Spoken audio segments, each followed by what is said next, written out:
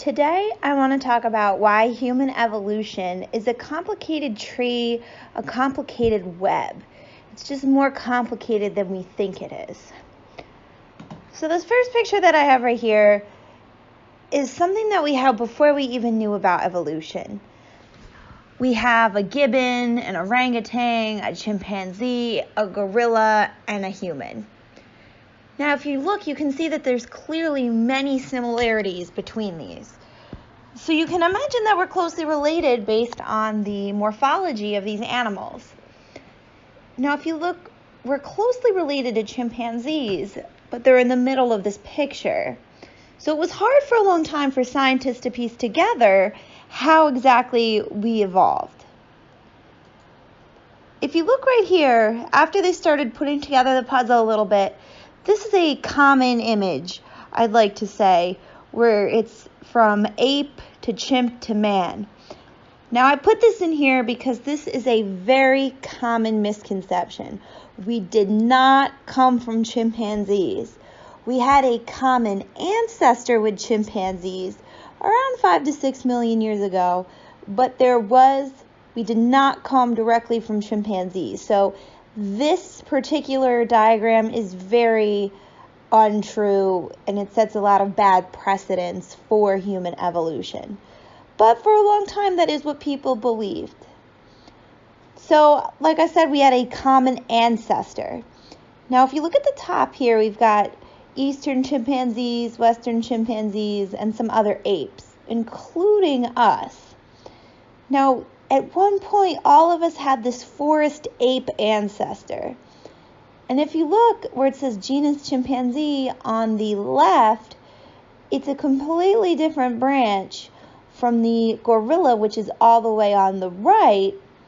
But if you look at around 6 million years ago, you can see that little node on the branch there that splits us off into humans. Now zoom in on that for a second. If you look, you can see there's lots of dead ends. It's almost like a puzzle piece, a maze on how to get there. So this is just more of a closer look on humans and evolutions and relations. As I said in the first lecture, the fossil record is very biased.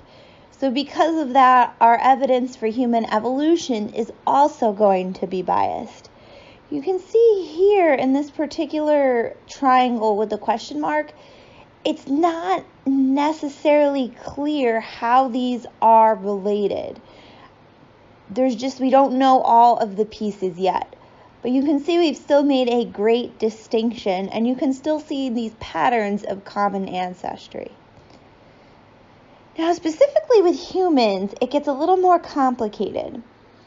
You could theoretically trace this branch all the way up to the top, but this is just what scientists have estimated.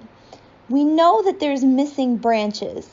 If you look at the Homo species, if you look at Homo heidelbergensis, it looks like it came from a common ancestor with Homo erectus, but it looks like they're pegging Homo ergaster as the common ancestor of both of those, but that's just because they don't have anything else. There could be more information out there.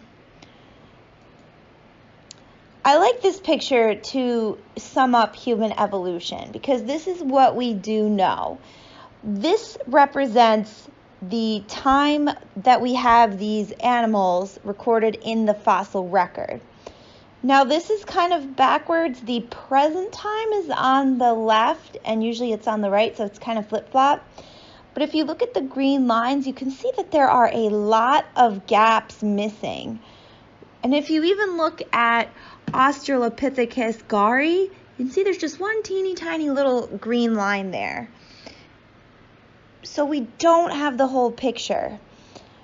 We have a good understanding, but not quite the whole thing. There's also, based on DNA evidence, there's been some evidence of interbreeding between Neanderthals and modern humans. In fact, most people with ancestry from Europe have about 2 to 3% Neanderthal DNA in their DNA, which is the evidence for interbreeding. And people with African descent with no other descent in them, strictly African, they have no Neanderthal DNA. So it looks like Neanderthals were just interbreeding with modern humans in that northern European environment. I think the most important thing to remember about human evolution is for a very, very long time, it was based solely off of fossil evidence and morphology evidence, other kinds of evidences. But now we're seeing all this DNA evidence. We're finally starting to pick apart it and understand it, and scientists are completing more of genomes every day. Something to consider is that science is always changing. We're always getting new information. But we also have to remember that DNA won't fill in these gaps completely. DNA does disintegrate after a certain amount of time. So while DNA is starting to help us really piece together this picture, it's very important to remember that human evolution is not a direct path, but it's more of a web. So I want you to keep that in mind as you're moving throughout this module.